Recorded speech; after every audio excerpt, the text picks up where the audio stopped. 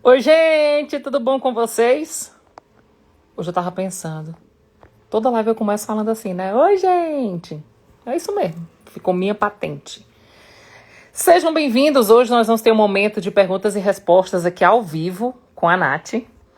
E como eu falei pra vocês, a gente tá fazendo algumas mudanças. O bate-papo com a Nath, verdade com a Nath, vai ser nas quintas-feiras, às 22 horas. E nas segundas, às 11, a gente vai ter esse momento de perguntas e respostas aqui, ao vivo com vocês. Vai ser bem interessante o que nós vamos perguntar aqui e responder, né? Algumas perguntas vocês vão poder me mandar e eu vou estar respondendo aqui ao vivo. Então, se vocês quiserem me mandar perguntinhas, tem aqui do lado dos comentários uma bolinha com um ponto de interrogação dentro. É nesse lugar que você vai mandar a sua pergunta para que eu venha responder aqui ao vivo. Eita, coisa boa! A Ellen, direto das Arábias. Que coisa boa. Seja bem-vinda, Ellen. Vamos ver quem que... Me falem aqui de que lugar do Brasil vocês estão conversando comigo. Coloquei um filtro, né, gente? Porque ninguém merece. A cara limpa, lisa, sem uma maquiagem. Nobody, né? Nobody, nobody. Ninguém merece. Então a gente bota um filtrozinho pra melhorar, né? O visual aí, pra vocês não se assustarem com as olheiras da irmã aqui, né? Coisa boa. Deixa eu ver quem tá mandando aqui mensagem. Diz, gente, de onde vocês conversam comigo aqui? De que parte do Brasil? Tem gente de Portugal, tem gente da Arábia, Sorocaba, aí sim, viu? Parauapeba.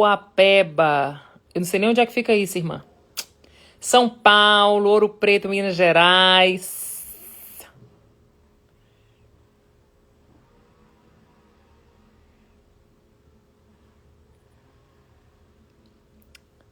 Sei que meu marido me traiu. Faz parte. Ei, Marjorie!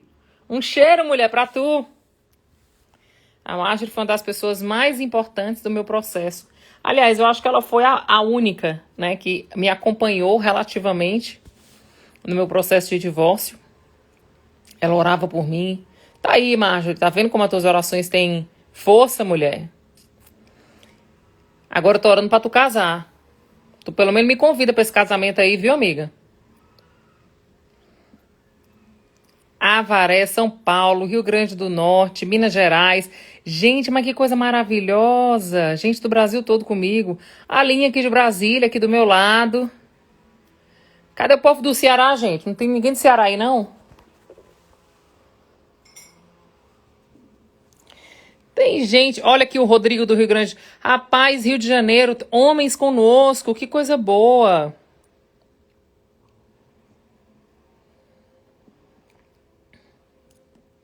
Vai na fé, meu irmão, que o sonho é contigo. Ele vai te dar a estratégia certa para você conversar com sua esposa. Vai dar tudo certo. Rondônia, Manaus, Bahia, Pindamonhangaba, Brasília, Guaratingueta. É isso mesmo, gente? Ribeirão Preto, Feira de Santana.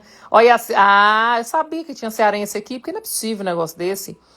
Águas Lindas de Goiás, Bahia, outra cearense. Ê, povo bom. Maceió, Rio de Janeiro.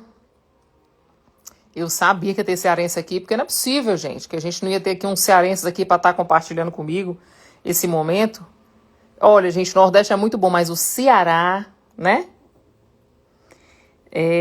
Que coisa boa, que maravilha. Gente aqui de Brasília, do meu ladinho.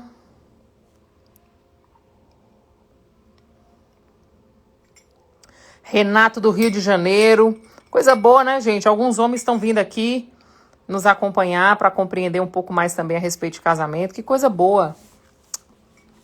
Gente, deixa eu falar uma coisa para vocês. Uma coisa que eu já queria esclarecer é o seguinte. Algumas pessoas me perguntam assim: nossa, Nath, você é contra o segundo casamento? Eu já quero deixar claro, gente, que eu não sou aqui contra nada. Vamos começar logo falando isso para vocês. Nath não é contra nada. A Bíblia diz que a gente pode todas as coisas, mas nem tudo nos convém. O que Deus me chamou para ser aqui no Instagram é uma voz que defende o plano original. Qual é o plano original? Por isso deixará pai e mãe, se unirá à sua esposa e se tornarão uma só carne. O que Deus uniu, não separe o homem. Ponto. Esse é o versículo e é o fundamento desse Instagram.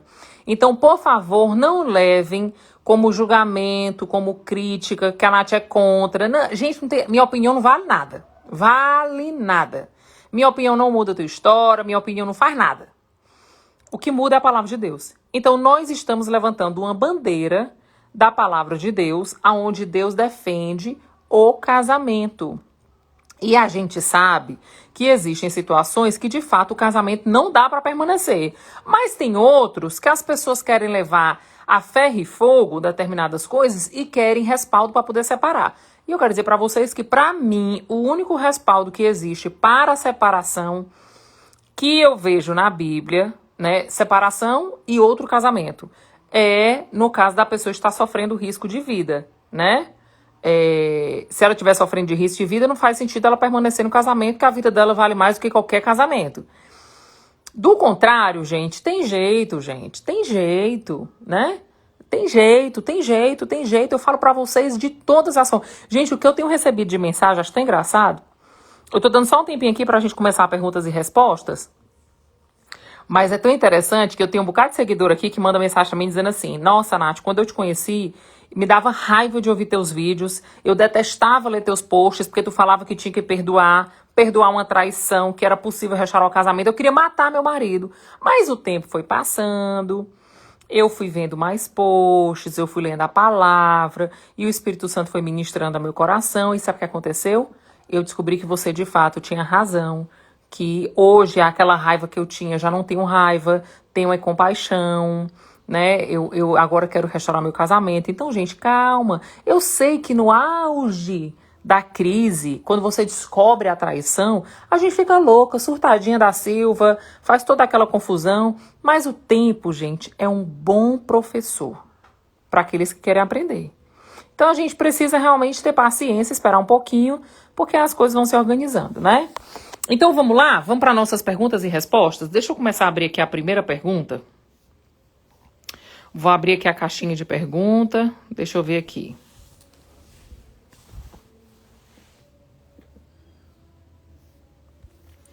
Vamos abrir essa aqui.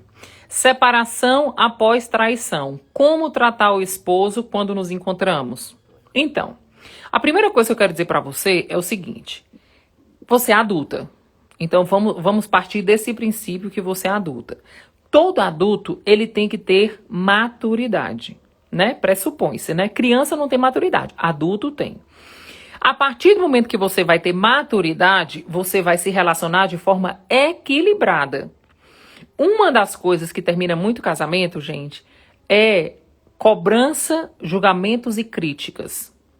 Isso, gente, destrói qualquer relacionamento. Se no seu casamento você não controlou nesse sentido, vamos ver se agora após o casamento você controla. Então, evite de cobrar, evite de julgar, evite de criticar. Porque, na verdade, a partir desse momento, você tem que, no mínimo, principalmente se você tiver filho, você tem que, no mínimo, ter paciência e equilíbrio para diminuir os danos causados pelo divórcio para você, para o seu cônjuge e para as crianças em especial. Então, trate como uma pessoa... Eu pensava muito assim, sabe? Quando eu estava separado do Beto, que eu estava grávida, eu pensava muito assim. Eu preciso ser amiga do Beto. Por quê? Porque o meu casamento com o Beto não deu certo, mas a paternidade precisa ser preservada. Se o homem... Na grande maioria das vezes, ele já faz uma alienação parental, ou seja, ele já abandona o filho, imagina se a mulher faz confusão. Óbvio, é evidente que eu tô partindo do princípio, né, que você quer uma coisa mais saudável, né, com menos problema. Óbvio também que eu entendo que existem situações que a mulher vai precisar entrar na justiça por causa de pensão e tal, mas quanto menos confusão, melhor. Porque já basta os danos do divórcio. Beleza? Próxima pergunta. Deixa eu abrir aqui.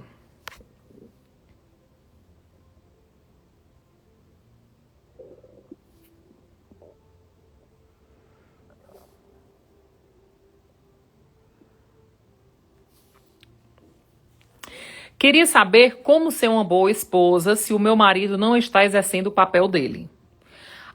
Aí vamos para uma condição, vamos fazer de conta que que o seu casamento é uma empresa, certo?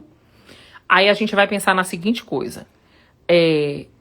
A grande maioria das vezes, nas empresas, tem uma pessoa que faz limpeza, né? Tem uma pessoa que faz a faxina, que faz a limpeza do local. Aí, vamos dizer que essa pessoa, ela não está limpando o local. Porque ela não está limpando o local, você vai sujar mais?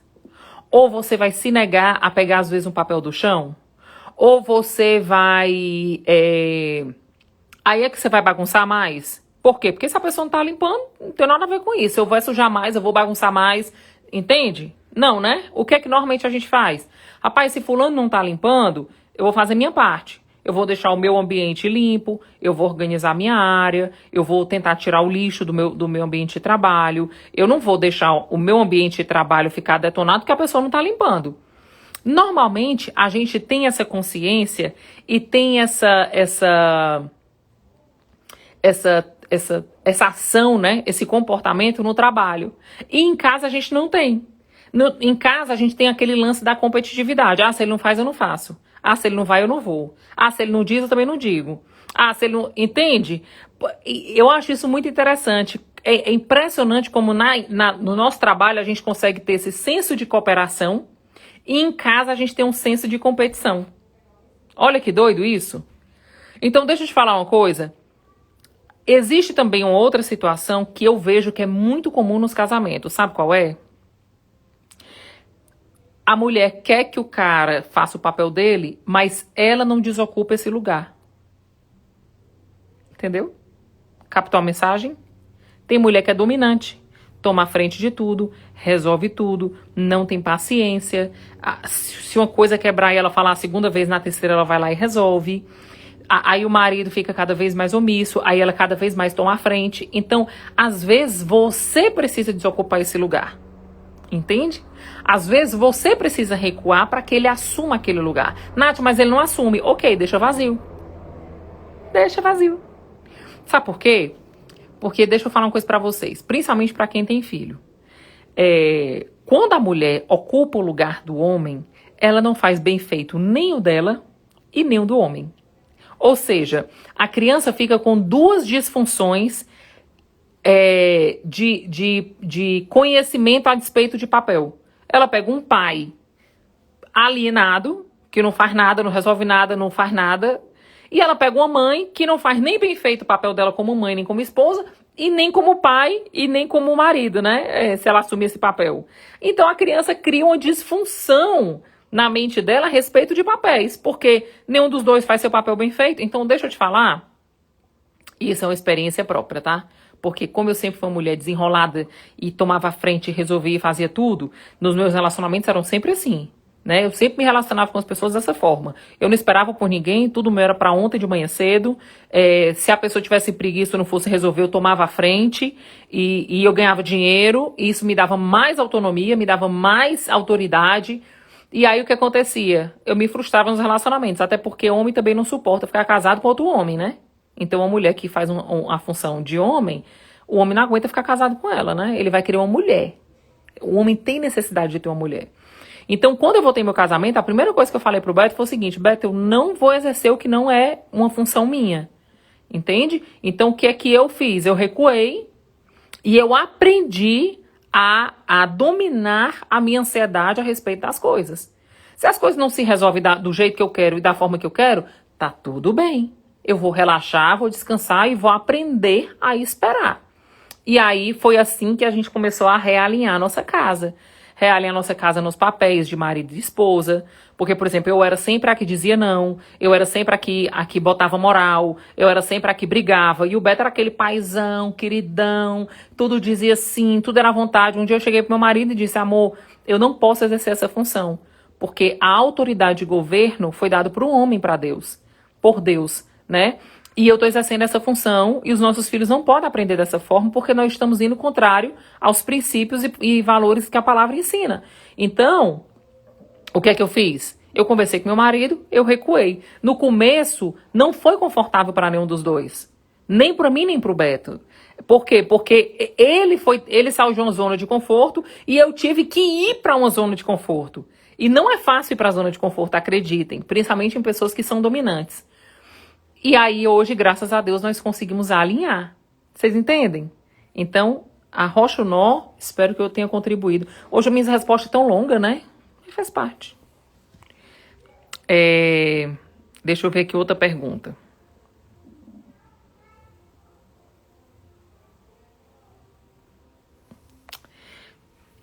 Olha aqui uma pergunta que eu queria responder para você.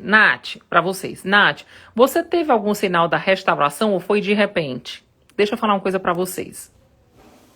Eu não sei se todo mundo assistiu meu testemunho, e eu gosto sempre de deixar isso muito claro. Deus só restaurou o meu casamento quando Ele primeiro me restaurou. E eu lembro que uma das coisas que Deus me ensinou foi a respeito do tempo. O tempo, gente, não é algo que tá... A gente tem um hábito de dizer assim, determinada coisa é no tempo de Deus. Gente, a palavra de Deus fala que da eternidade tudo já foi escrito. Ou seja, já existe. Por que não se materializa na Terra? Porque muitas vezes nós não estamos preparadas para receber. Então, o que acontece? Eu fiquei separada do Beto durante 8 meses. Por quê? Porque foi o tempo que Deus precisou e que eu permiti que ele me mudasse. Então, não existe de repente. Existe uma mudança que você decide viver. Então, por exemplo, muita gente me pergunta assim, Nath, até quando esperar? Quanto tempo você acha que quanto tempo leva para um casamento ser restaurado? O tempo que for necessário para quebrar a tua cerviz. O tempo que for necessário para mudar a tua mente. O tempo que for necessário para você destronar o seu cônjuge. O tempo que for necessário para você se arrepender de determinados erros que você cometeu, que você não enxergava. O tempo necessário para você assumir uma nova identidade em Deus. O tempo necessário para você compreender qual é o propósito da tua família, do teu casamento e dos teus filhos. Então, gente, as crises, para quem está em Deus, é um tempo oportuno para aprendizado. Quanto tempo vai demorar? O tempo que demorar para você aprender. Tem gente que aprende matemática assim, ó. Tem gente que demora um tempão para aprender matemática. No reino de Deus é assim. Então, o que aconteceu comigo? Deus foi me quebrando devagarzinho, em amor, mas me ensinando muita coisa, me fazendo enxergar muita coisa. Eu parei de olhar para o Beto e parei de apontar o dedo para o Beto e comecei a perceber que eu precisava olhar para mim, apontar o dedo era para mim, e fui vivendo minhas mudanças até o dia que Deus olhou para mim e disse assim, pronto, a Nathalie agora está habilitada para receber o milagre. E aí, daí em diante, de fato, nós começamos a colecionar milagres. Então, pelo contrário, quando você fala de sinal, é tão interessante, pelo contrário. Os sinais que os meus olhos viam era sempre contrário ao que Deus me falava. Quando Deus começou a falar comigo que ele ia restaurar meu casamento, pior o Beto ficava. Então aí é que o Beto namorava, aí é que o Beto bebia, aí é que o Beto dizia que não ia voltar, aí é que o Beto dizia que não me amava mais, aí é que o Beto dizia que não tinha mais tesão em mim. Pelo contrário, a terra falava contrário ao que Deus me falava. Tanto que teve uma época que eu ficava em crise. Eu disse assim, gente, mas que coisa doida. Quanto mais Deus diz que vai restaurar meu casamento, pior fica. Como é que pode? Entende? Então, os sinais eram contrários ao que a palavra me dizia e o que o Senhor profetizou sobre a minha casa. Entendeu? Vamos para a próxima pergunta. Menina, mas eu tô muito inspirada. Hoje eu tô falando muito, né? Deixa eu ver aqui mais uma pergunta.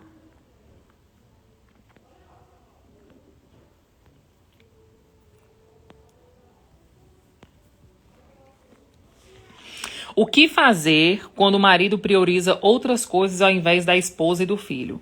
A pergunta que eu te faço é, isso está sendo algo temporal ou isso faz parte da vida dele? Porque eu entendo, gente, que existem fases da nossa vida, do nosso cônjuge, que os homens, por exemplo, teve uma fase do Beto que o Beto estava trabalhando muito. Eu sabia que aquilo era temporário. Então, o que é que eu fiz? Nessa época que ele estava trabalhando muito, eu foquei o máximo de tempo possível em cima das crianças, porque eu sabia que as crianças também iam sentir falta. Então eu tentei neutralizar a ausência do Beto, dando muita atenção para as crianças, porque eu entendia que fazia parte de um tempo. Era um processo, um tempo que o Beto ia viver. Agora, se faz parte do histórico de vida do seu cônjuge, dá menos atenção para você e para o seu filho e dá para outras coisas, você precisa descobrir por que ele está fugindo de casa para essas outras coisas. Porque, de fato, a gente prioriza aquilo que tem mais importância para a gente. Então, por exemplo, se o trabalho está sendo mais importante, será que ele não está fugindo para o trabalho porque em casa não está sendo agradável? Então, assim, precisa-se analisar muitas coisas aí antes de fazer essa percepção mesmo, sabe? Eu vejo muitos homens fugindo de casa porque em casa não estão tendo paz. A mulher cobra, grita, briga, faz confusão e aí acaba que o homem começa a procurar refúgio fora de casa. No trabalho, com os amigos, com o futebol, com a bebida. Então, a gente precisa fazer uma análise de todo o contexto para poder, de fato, trazer uma resposta mais fidedigna para isso, né? Como descansar no Senhor, não deixar a ansiedade tomar conta do nosso coração. Eu tô sem minha Bíblia aqui. A palavra de Deus diz assim: não andem ansiosos por coisa alguma. Quando Deus fala isso, ele fala de um mandamento. Ou seja, quando nós andamos em ansiedade, nós andamos em pecado. Por quê? Porque a ansiedade é o reflexo da nossa confiança em nós mesmos. Então, quando a gente confia em nós mesmos e perdemos o controle, o que é que gera? Ansiedade. Quando é que você neutraliza a ansiedade? Quando você para de confiar em você e começa a confiar em Deus. Por quê? Porque em Deus você não perde. Em Deus, ele continua no controle de tudo. Então, você consegue neutralizar a ansiedade a partir de um realinhamento das suas expectativas. Então, se eu espero coisas da terra, se eu espero coisas de mim, se eu espero coisas do meu cônjuge, se a minha confiança está no meu cônjuge ou a desconfiança está nele, o que é que vai gerar em mim? Ansiedade. Aí a palavra de Deus diz assim: não andem ansiosos por coisa alguma, antes seja tudo conhecido por Deus através de súplica, oração e ação de graças. Olha que coisa interessante. Ele diz assim: antes de você ficar ansiosa, faz o seguinte, apresenta para Deus as inquietudes do teu coração através de oração, de súplica, já dando ação de graças. Ou seja, já agradecendo a Deus pelo cuidado que ele vai ter. Então, o que nos falta muitas vezes é ter uma vida antes dos problemas de oração. Ter uma vida antes dos problemas de relacionamento com Deus. Entende? Porque a única coisa, gente, que eu tenho convicção do que eu vou dizer para vocês, a única coisa que consegue neutralizar o nosso coração, né, onde estão as nossas emoções, é a fé em Deus. Não existe outra coisa. Então, quando eu tenho fé, quando eu me relaciono com Jesus, quando eu entendo quem Ele é e quem eu sou nele, o que é que acontece no meu coração? Eu começo a descansar nele. Porque eu sei que nada foge do controle dele. E como um bom pai, ele vai me dar o melhor. Ele vai cuidar de mim o melhor. Então, e eu sempre falo para vocês, gente, não é a primeira vez que eu falo. Nós que estamos em Cristo nunca perdemos. Ou nós ganhamos, ou nós aprendemos. E todo aprendizado é ganho. Ou seja, ou a gente ganha, ou a gente ganha. Então, isso vai acalmar muito o nosso coração. Porque eu sei que eu vou ganhar. Porque em Deus eu vou ter ganhos sempre. Então, isso vai fazer com que você descubra esse lugar chamado Jesus. Um lugar, uma pessoa que vai trazer calma para o seu coração e você vai conseguir neutralizar as suas ansiedades. Amém? Deixa eu ver aqui mais uma pergunta.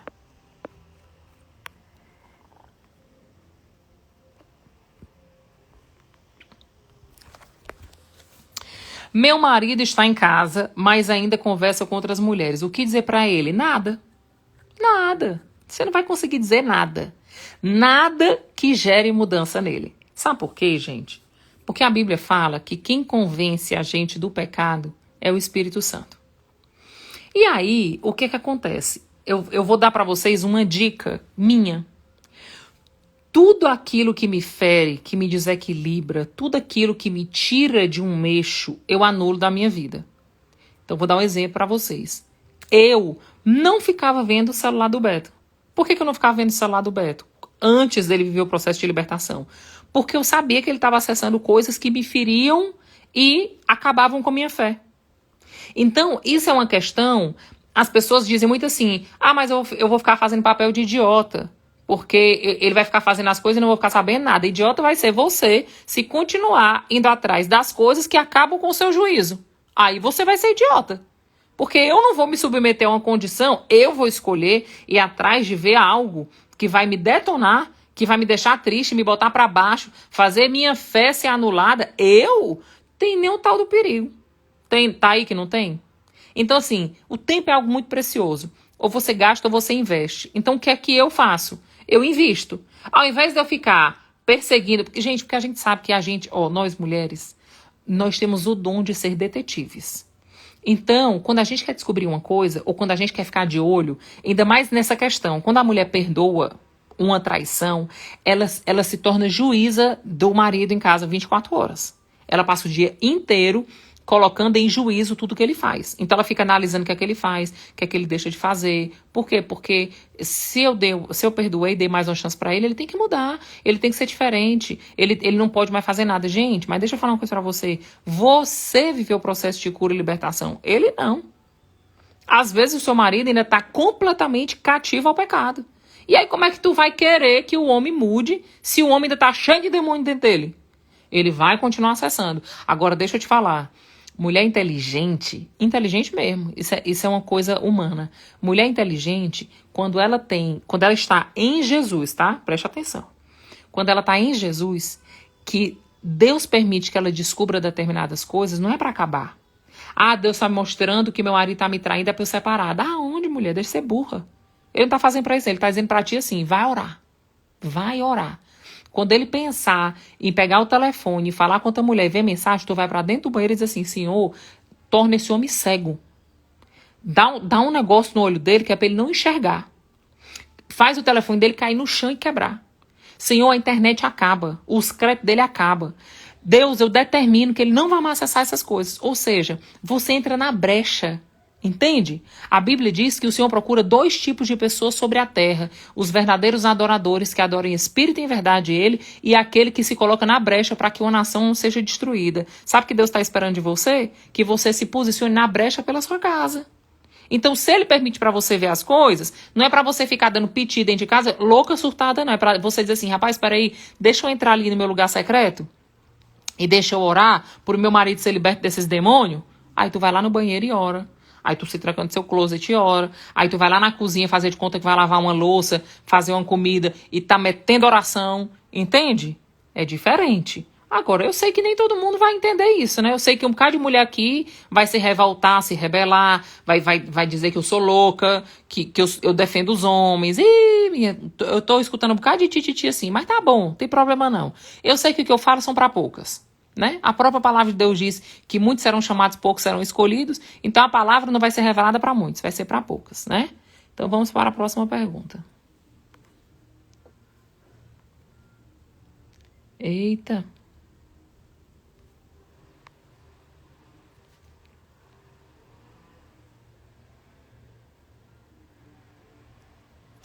Que pergunta complicada, não é, gente? Meu Deus. É o seguinte, é certo um pastor ir para um quarto casamento? Não, não é certo. E se você quiser uma resposta fiel para essa sua pergunta, você vai lá no livro de Timóteo, 1 Timóteo, capítulo... deixa eu pegar aqui minha Bíblia para ver se eu consigo abrir aqui. 1 Timóteo, capítulo 3 ou é 2? Peraí, deixa eu abrir aqui. Coríntios, Gálatas, Efésios, Colossenses.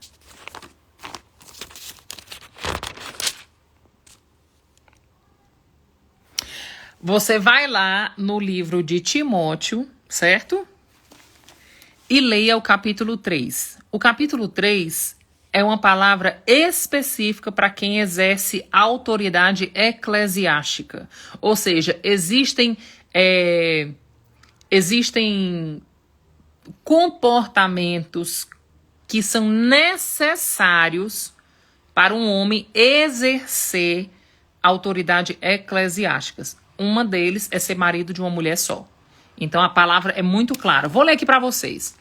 Esta afirmação é digna de confiança. Se alguém deseja ser bispo, pastor, evangelista, diácono, qualquer autoridade, né, eclesiástica, deseja uma nobre função, de fato, é uma nobríssima função. Por ser uma nobre função, é necessário, pois, que o bispo seja irrepreensível, marido de uma só mulher, moderado, sensato, respeitável, hospitaleiro e apto a ensinar. Não deve ser apegado ao vinho nem violento, mas sim amável, pacífico e não apegado ao dinheiro. Ele deve governar bem sua própria família. Olha que bonitinho. Sua própria família, tendo os filhos sujeitos a ele com toda dignidade. Pois, se alguém não sabe governar sua própria família, como poderá cuidar da igreja de Deus? Não pode ser recém-convertido para que não se ensoberbeça e caia na mesma condenação em que o diabo caiu. Também deve ter boa reputação perante os de fora, para que não caia em descrédito nem na cilada do diabo. Respondi sua pergunta? Vou falar para vocês de novo. Leiam 1 Timóteo capítulo 3, do verso 1 ao 7. Lá está dizendo exatamente os pré-requisitos que uma autoridade eclesiástica deve cumprir antes dela ter esse título, né? Essa vida. Então, pelo que a palavra de Deus fala, não é o que a Nath fala, gente. É o que a palavra de Deus fala, tá? Eu acabei de ler aqui para vocês o que a palavra de Deus fala a respeito. É no 1 Timóteo, capítulo 3, do verso 1 ao... Na verdade, o capítulo 3 todo fala das funções eclesiásticas, né? Capítulo 3, 1 Timóteo, onde você vai poder ler e fazer as suas percepções. Óbvio, é evidente, gente, que nós não estamos aqui para fazer julgamento de fulano tá certo ou tá errado. Mas a palavra de Deus diz que nós precisamos ter conhecimento para que nós não venhamos andar em engano. Então, por favor, leiam a Bíblia. Leiam a Bíblia. O que acontece é que tem muita gente que não lê Bíblia e fica aí navegando de acordo com doutrinas erradas. Então, por favor, leiam Bíblia, ok? Próxima pergunta. Vamos lá.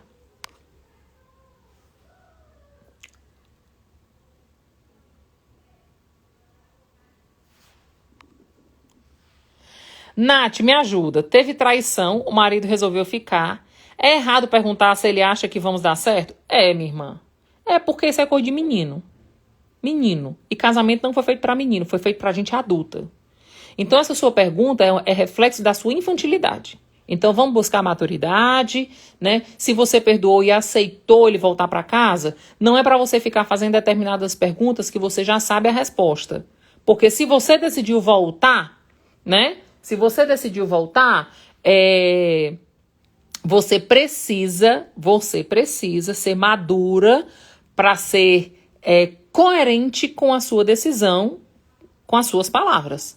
Então, por favor, menos infantilidade, né? Tem determinadas coisas que você está fazendo porque seu orgulho está ferido. Submeta o seu orgulho ao que a palavra de Deus fala, né? E seja madura. Combinado? Próxima pergunta.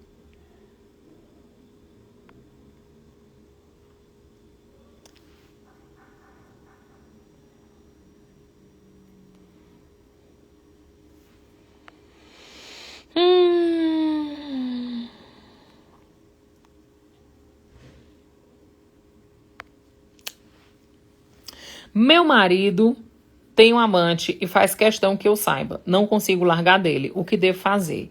A primeira coisa que você deve fazer é tirar esse homem do altar da sua vida. Porque esse homem não é mais o seu marido, é um Deus na sua vida. Então vamos começar falando sobre isso, né? Uma das coisas que eu vejo mais comum nos casamentos é mulher entronizando o marido. É tirando Jesus do altar da vida dela e botando o marido. Ela pensa 24 horas no homem, ela não consegue viver sem um homem, ela não consegue... Gente, isso é idolatria. Então, por favor, deixe de ser idólatra. Vamos começar por aí. A partir do momento que você começar a deixar de ser idólatra, né? Que você tirar esse homem desse altar e colocar Jesus no lugar, você vai ter exatamente condições de se posicionar a despeito do pecado dele. Né? A despeito do seu valor, a despeito da sua identidade. Mas primeiro precisa fazer esse primeiro passo, ok?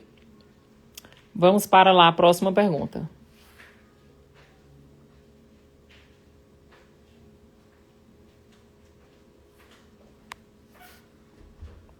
Esposo me tratando muito bem, mesmo eu tratando mal. Olho pra ele e só vejo traição. Tá difícil mesmo, irmã. Tá difícil mesmo. Sabe por quê? Porque pessoas doentes adoecem o lugar. Pessoas feridas ferem. Pessoas magoadas magoam. E o problema não tá no seu marido, tá em você.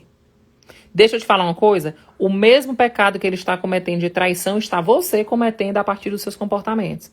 Porque a palavra de Deus nos ordena, é um mandamento, que nós devemos amar ao próximo como a nós mesmos. Então você não está amando nem a você e nem a ele, porque você está carregando um monte de lixo dentro do seu coração aí. Então, minha irmã, vá para a cruz, se ajoelhe, se arrependa de ser essa pessoa má, de ser essa pessoa que trata mal as pessoas, né? Principalmente o seu cônjuge. Se arrependa de todo o sentimento tóxico que está aí dentro. Aí depois você vai começar a valorizar a decisão do seu marido mudar. E deixa eu te contar, minha irmã, corre com isso, viu? Porque homem não aguenta isso muito tempo, não. Acredite em mim. Vamos para a próxima pergunta. Eita, Jeová, começou a vir um bocado de pergunta. Opa, para aí.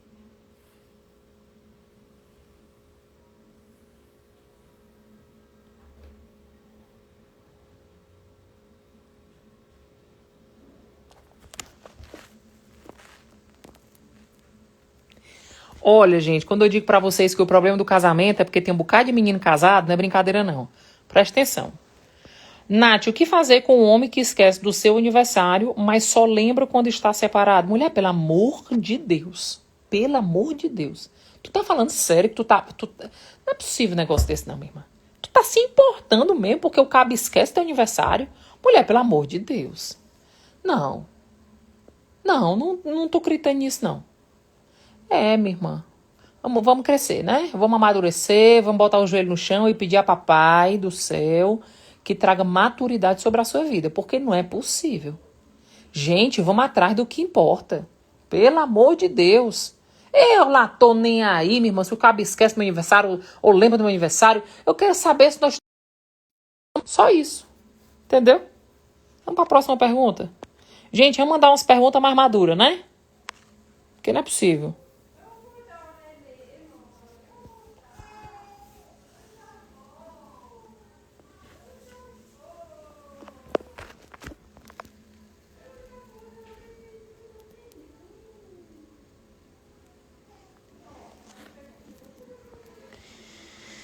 Deixa eu pegar aqui.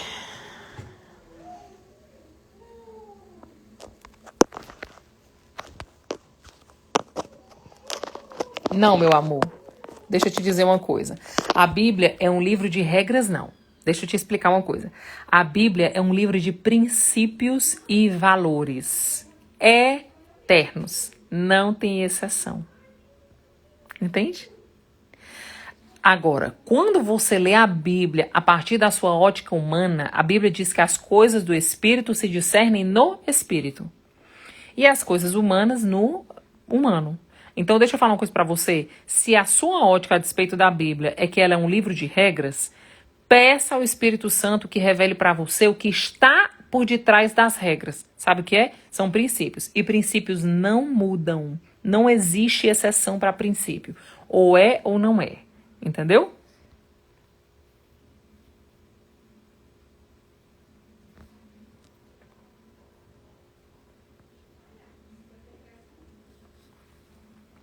Nath, meu marido ia pra casa dos amigos onde ele bebe. Deve ir junto? Eu não deixava meu marido ir só, não.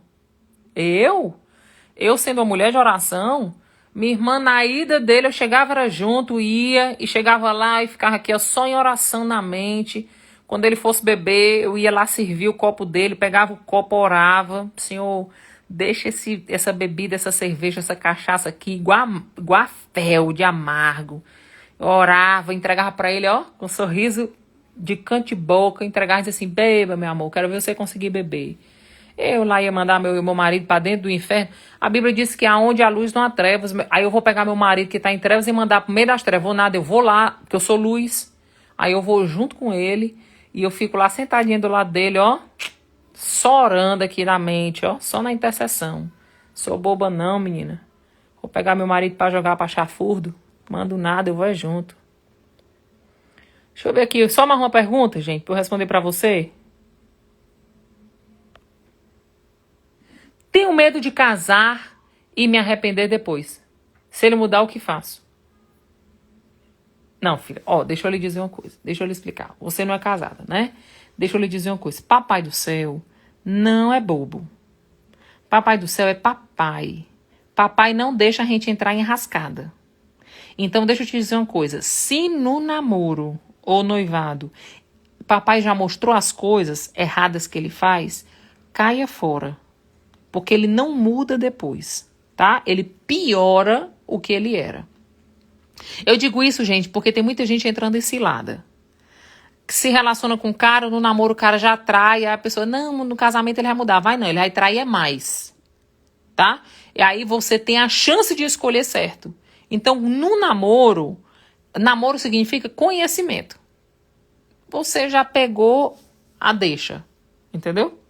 Então, por favor, não case com caba que não presta. Fazendo favor pra você, não é pra mim não, viu?